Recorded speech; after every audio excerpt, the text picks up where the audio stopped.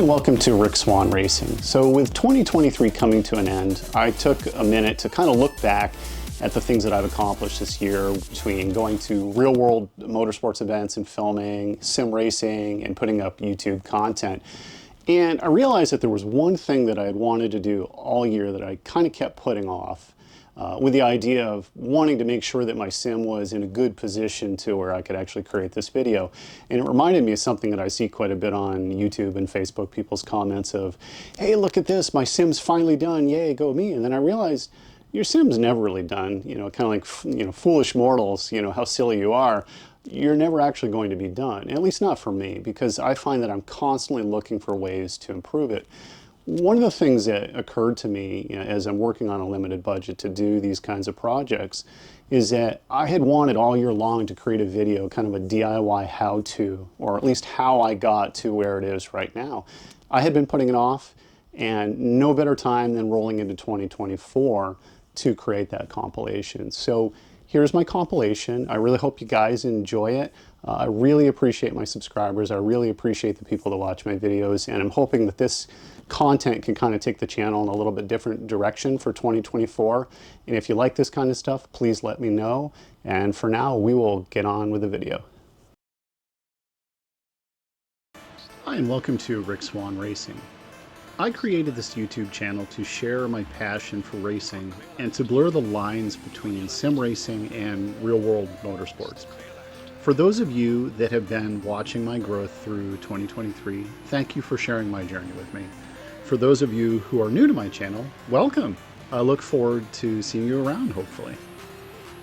2023 has been a pretty epic year of sim racing for me. I started from what was pretty much a clean slate earlier this year, and I've continued to grow my channel, made many improvements to my sim, traveled to film IMSA and SRO race events across the United States, and occasionally tinkered with my Audi track car when the weather permitted.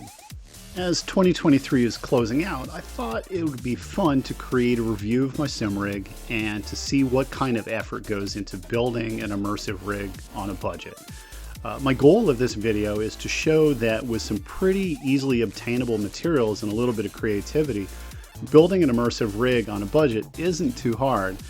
But first I wanted to reflect a little on how I got here with my sim rig in the first place.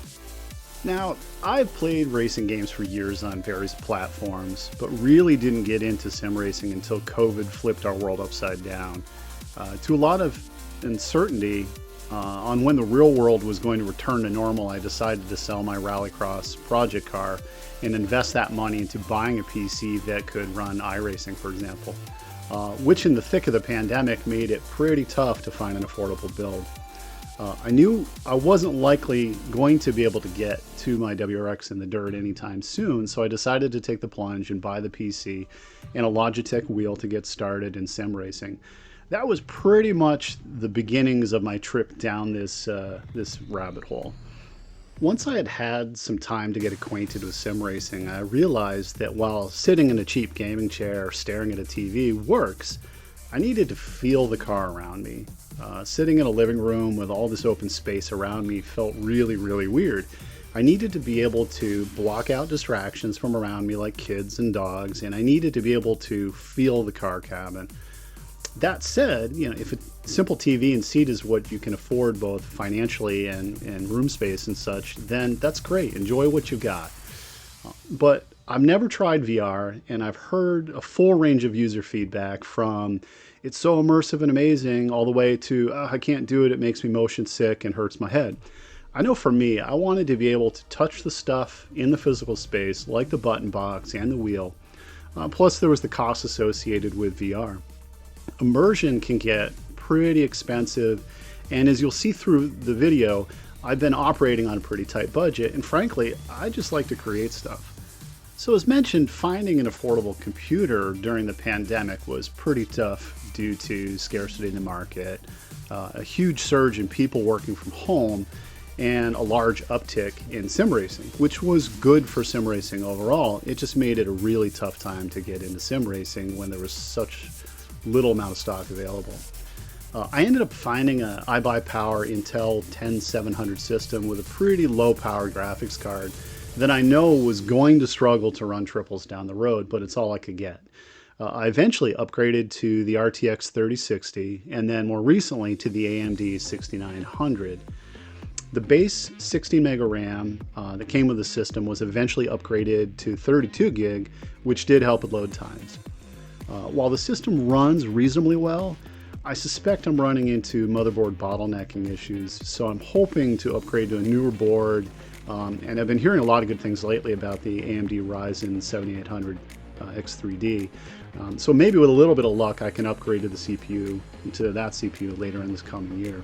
So my first force feedback wheelbase was probably pretty much the same as like a lot of other beginning sim racers. I began with the gear-driven Logitech, and it worked great. This was a very affordable place to begin, but in only the last couple of years, there seemed to be a pretty big explosion in affordable direct drive systems.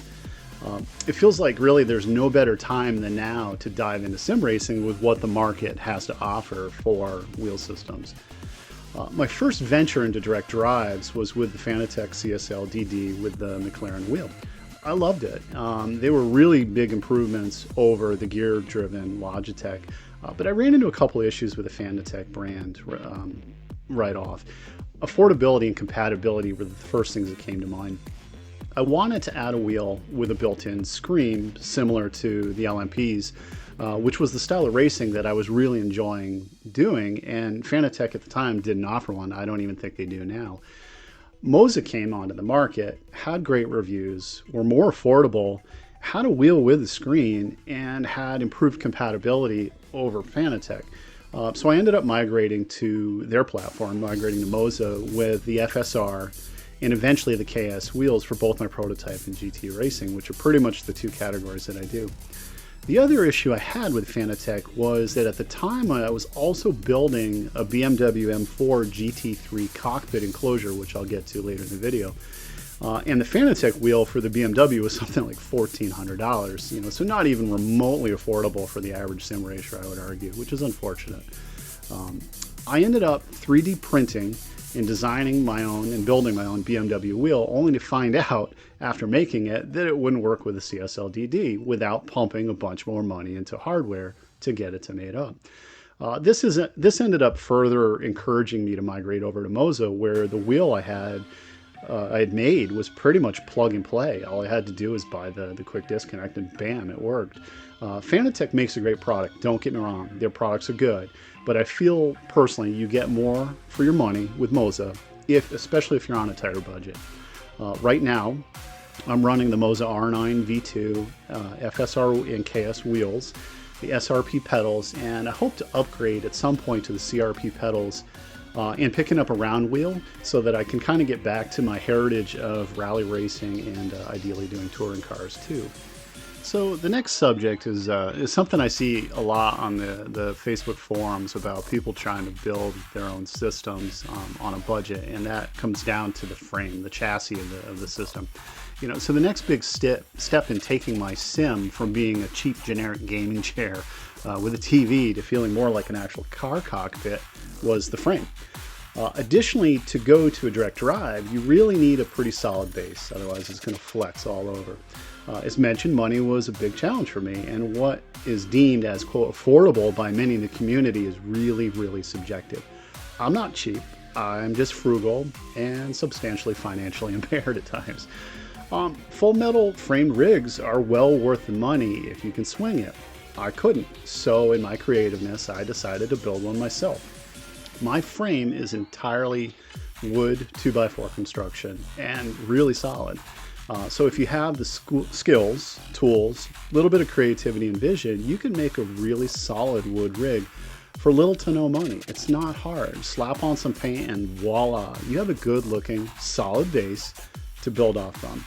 And in a way, you have complete freedom in the geometry. If you don't like it, buy another 2x4, cut it to what you need, modify it, and screw it on, and you're good to go. The next thing too is considering, what are you going to sit in? So you got the frame ready, you got everything ready to go, and you're looking for something that's comfortable, but you're also looking for something that gives you this sense of what it maybe feels like to actually sit in a real car. Again, if all you can afford is a cheap gaming chair or even an office chair, and that's what you got, that's great. Run with what you got and enjoy it and use it. I wanted to do something different. I wanted to feel like I was in a real car seat. So some people opt to go to the salvage yard, and you can go buy a cheap seat there that is actually pretty comfortable for probably not a whole lot of money out of some wrecked car. I wanted to get a racing seat because I wanted to feel that immersion. The seat in my rig is the Bimarco Hummer racing seat from Poland. When I went looking for a seat during COVID, it was really hard to find anything reasonably priced. And this seat was actually pretty affordable, and it was available. I just had to order it from Poland, which took a while to get. Additionally, if I ever wanted to, theoretically, I could pull the seat out of the sim and place it in my track car, or similar if I really wanted to. I had a safe seat for track use.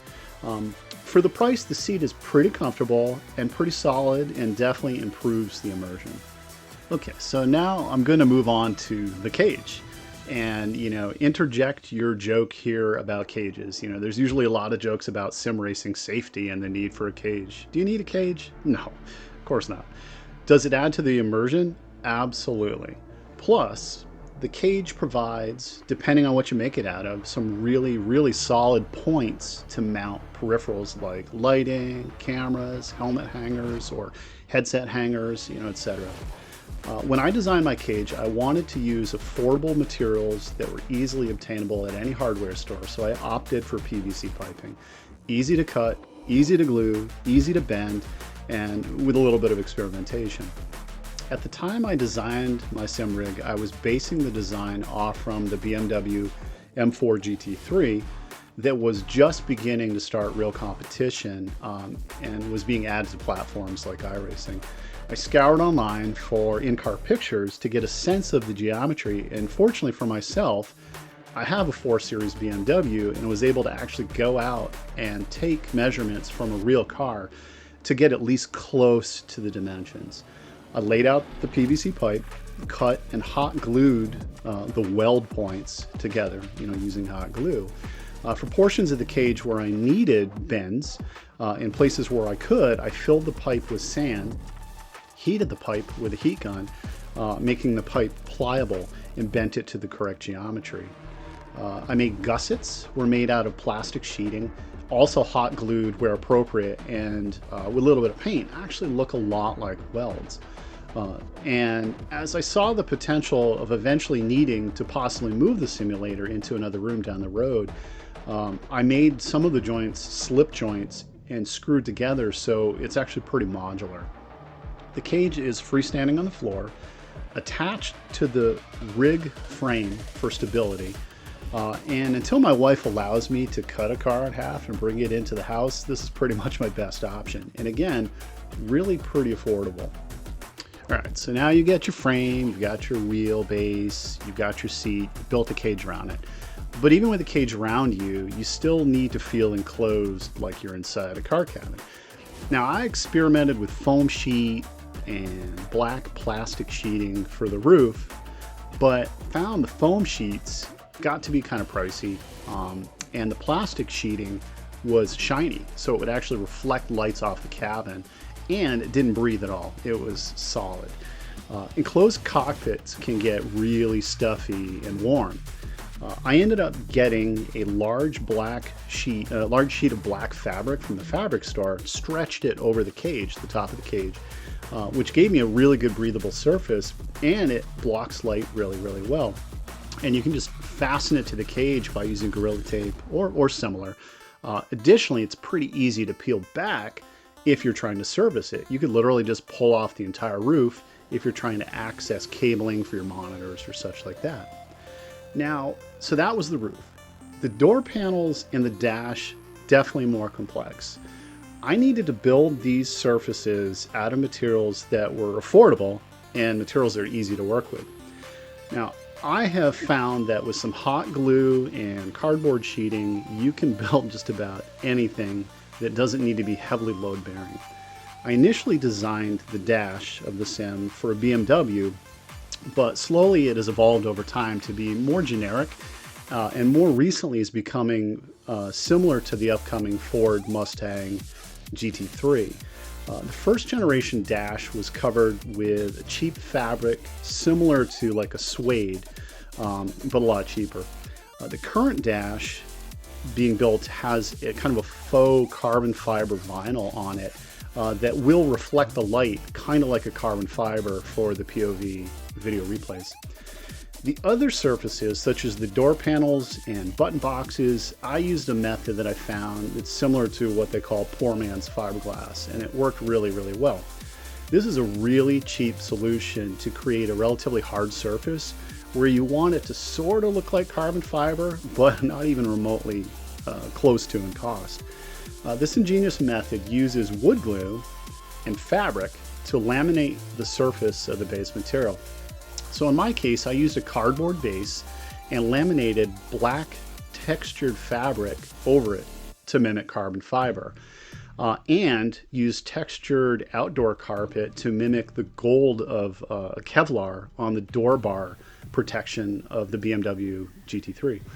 I placed a layer of water-thinned wood glue on the base material, let it get a little bit tacky, then you lay the fabric out on top of it.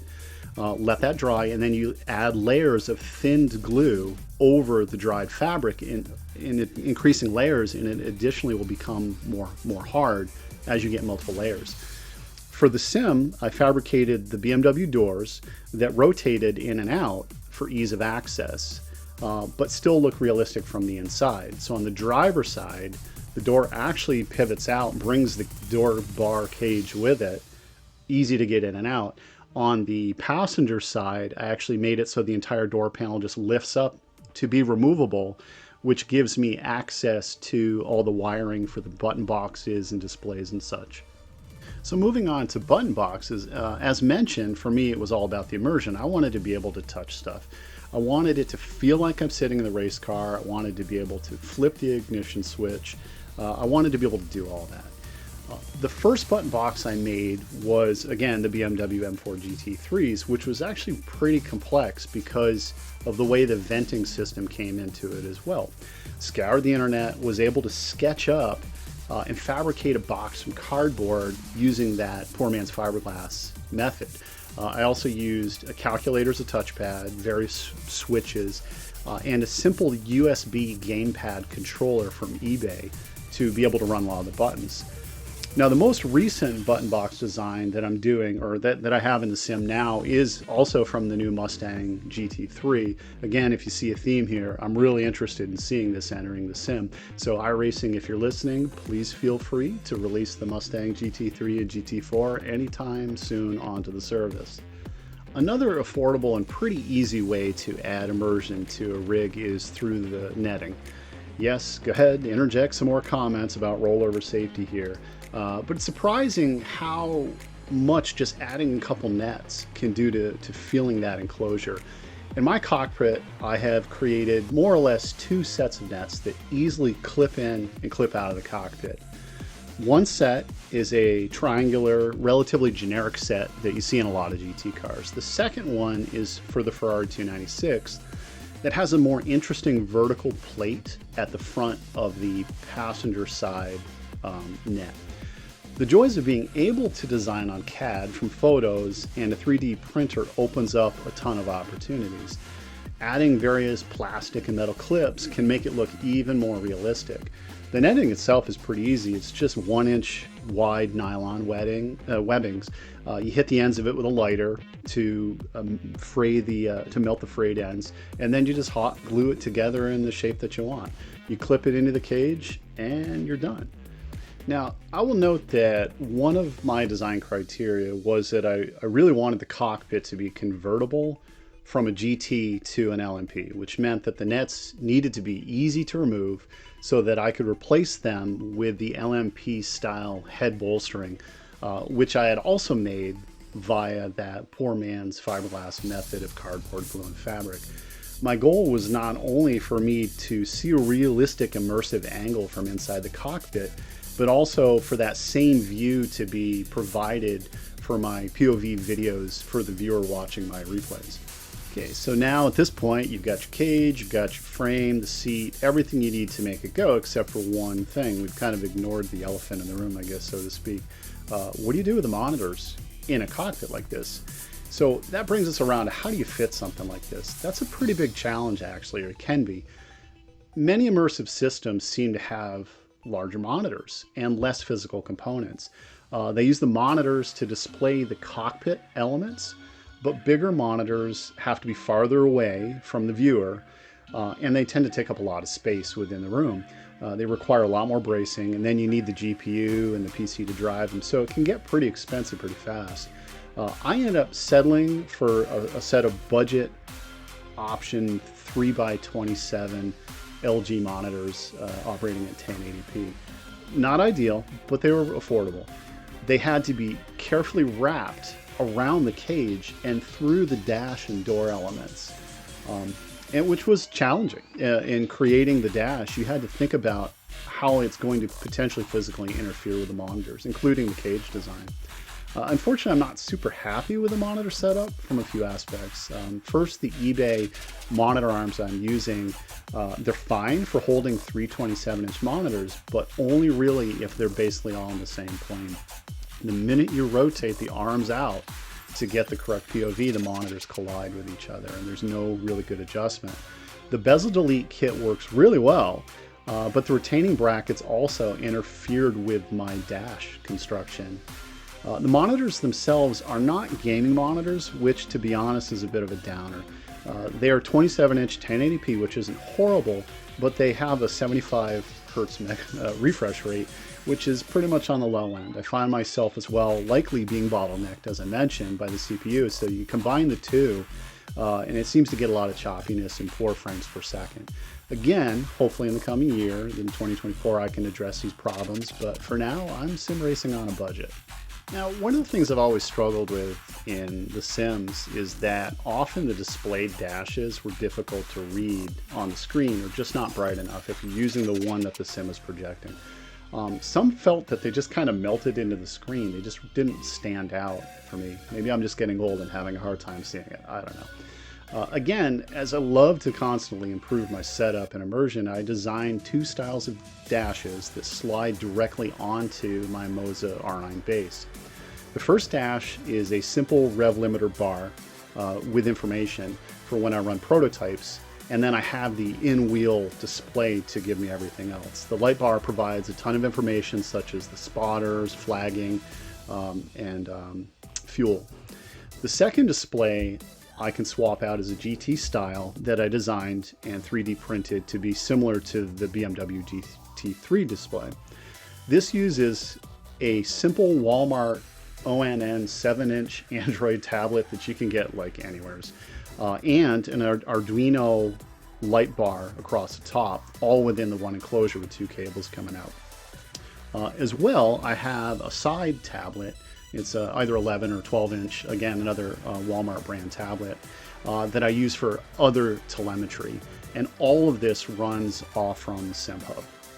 A couple more recent additions I have been experimenting with is active lighting and haptics. I designed and 3D printed enclosures for active LED lighting attached to the Arduino controlled by SimHub, and found that they added yet another element of immersion that is really noticeable in your peripheral vision and on the cockpit camera replays of the POVs. I would say the hardest part of setting these up actually were the code writing to the Arduino, but there are a couple of really great YouTube videos already out there that have done some pretty decent walkthroughs to get you on track with them. They do take a little bit of messing around with, but when you get them working, they are really, really cool. The most recent investment for me was the addition of bass shakers. Sticking with the budget build, I opted for the Dayton Audio shakers and a small 2-channel amp that connects directly to SimHub via USB. For the money, you really can't go wrong, but these are likely a lot less plug and play than, say, for example, butt kicker packages, which as far as I've heard are well worth the money. But if you're a DIYer like me, and there are cheap workarounds if you're willing to put in the time and some experimentation. As with anything, the market provides a ton of great opportunities for those that don't necessarily have the time or the skill set and need a more plug-and-play offering. But those of us on a tight budget and who are more creative, we have those options. My shakers are attached with one on the pedal box, just behind and between the pedal setup. The other is bolted directly to the bottom of my seat. I highly recommend adding shakers if you can fit them into your budget, and if you don't have dogs that panic when they hear a storm coming or truck rumbling down the street. I find the addition of the shakers is a single massive increase to immersion and haptic feedback. They're not too difficult to set up overall, and I found my biggest challenge was getting the computer to identify which audio channel output to use without interfering with headphones and the gameplay. In my case, I ended up using an output jack off from one of my monitors, and it seemed to work well once I was able to identify it in sim mode. And after that, you can adjust these things to your heart's content, as there's a ton of settings in the application if you really want to take a deep dive. Some of the final elements I would recommend are adding suitable cockpit ventilation and a sound mixer if you wish to do something silly like stream or make YouTube videos. I've used everything from box fans, standing fans with hoses, to now having a dedicated inline fan that plumbs air directly into the cockpit.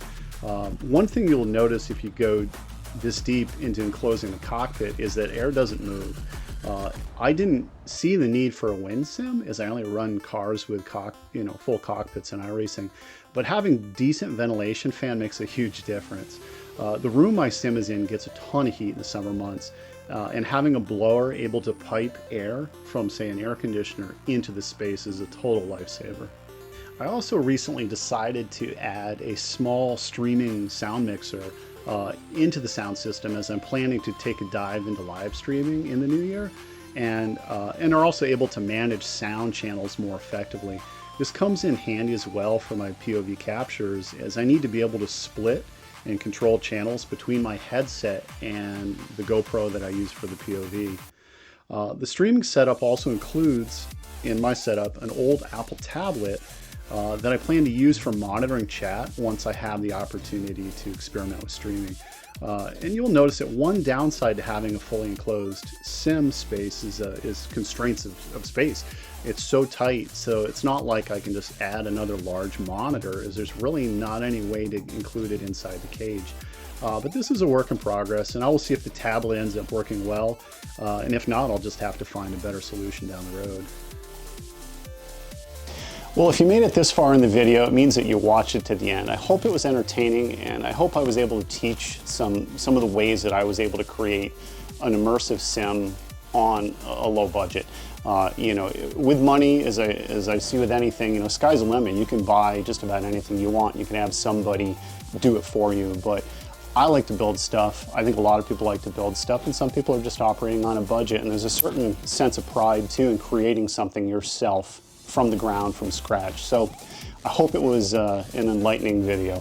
But if you like the content, please hit the like, please leave a comment, please subscribe, and I hope to see people around in 2024.